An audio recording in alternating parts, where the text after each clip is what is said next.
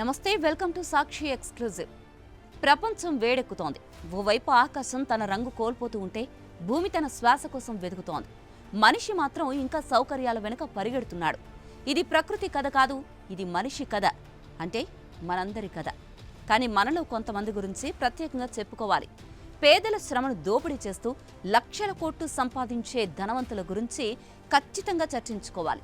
ఎందుకంటే climate inequality report ప్రకారం ఈ భూమిని నాశనం చేస్తున్నది వాళ్లే. అవునండి, వారి సంపద పెరుగుతున్నంత వేగంగా భూమి శ్వాస తగ్గుతోంది. వారి గృహాలు ప్రకాశిస్తున్నంత వరకు గ్రామాలు చీకట్లో మునిగిపోతున్నాయి. వారు కల్పించిన ప్రగతి మనకు చూపిస్తున్న వెలుగే అయినా ఆ వెలుగు కిందనే దాగి మన భవిష్యత్తు చీకటిగా మారిపోతుంది అంటే నమ్మగలరా? మీరు నమ్మకపోయినా ఇదే నిజం.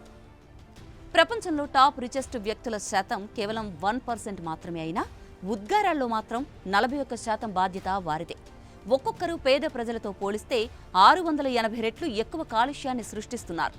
ఇది కేవలం ఒక లెక్క కాదు, ఇది మన అసమాన ప్రపంచానికి అద్దం.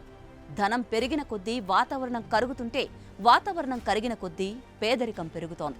ఈ బడా ధనవంతులు కేవలం వినియోగం ద్వారా కాకుండా పెట్టుబడుల ద్వారా కూడా భూమిని కాలుస్తున్నారు. అధిక లాభాల కోసం పెట్టుబడి పెట్టిన కంపెనీలు చమురు తవ్వకాలు చేస్తూ ఉండగా ఇటు బొగ్గు తవ్వకాలు కూడా కొనసాగిస్తున్నాయి. పాతకాలం ఇంధనాలను కొత్త పూతతో మళ్లీ అమ్ముతూ ఉండడం అత్యంత దారుణమైన విషయం. ఈ బడాబాబుల కారణంగా ప్రపంచం మొత్తం వాతావరణ నష్టం ఎదుర్కొంటోంది. కానీ ఆ నష్టం సమానంగా పంచబడ్డం లేదు.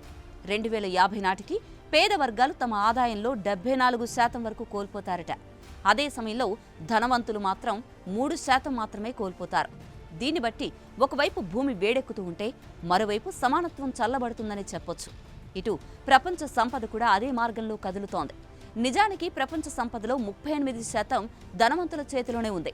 పరిస్థితి ఇలానే కొనసాగితే అతి త్వరలోనే ఈ సంఖ్య 46%కి చేరుతుంది.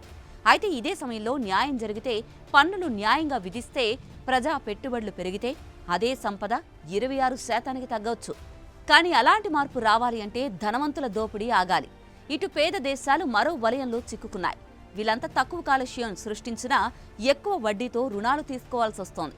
ఈ విధంగా చూస్తే వాతావరణం మాత్రమే కాదు, ఆర్థిక వ్యవస్థ కూడా ధనవంతుల చేతుల్లో బందీ అయిందని చెప్పొచ్చు. ఇక ఈ బడాబాబులు భూమి వనరులను కూడా సొంతం చేసుకుంటూ పోతున్నారు.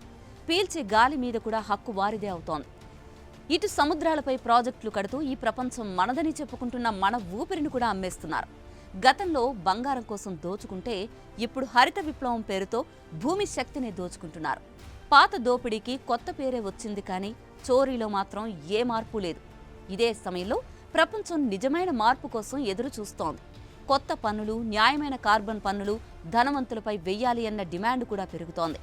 ధనవంతుల కార్బన్ లాభాలపై ప్రభుత్వాలు పన్ను వేయాలి. ప్రజల డబ్బుతో, ప్రజల యాజమాన్యంతో స్వచ్ఛమైన శక్తి మార్గాలు సృష్టించాలి. అప్పుడు మాత్రమే మన భూమి న్యాయంగా ఊపిరి తీసుకుంటుంది. ఈ పోరాటం సామాన్య ప్రజల నుంచి కూడా మొదలవ్వాలి. మన ఊపిరి కోసం, మన నీటి కోసం, మన భూమి కోసం, మన భవిష్యత్తు కోసం ఈ పోరాటం తప్పదండి. మరి మీరేమంటారు? మీ అభిప్రాయాన్ని కామెంట్ చేయండి. This is Aruna signing off.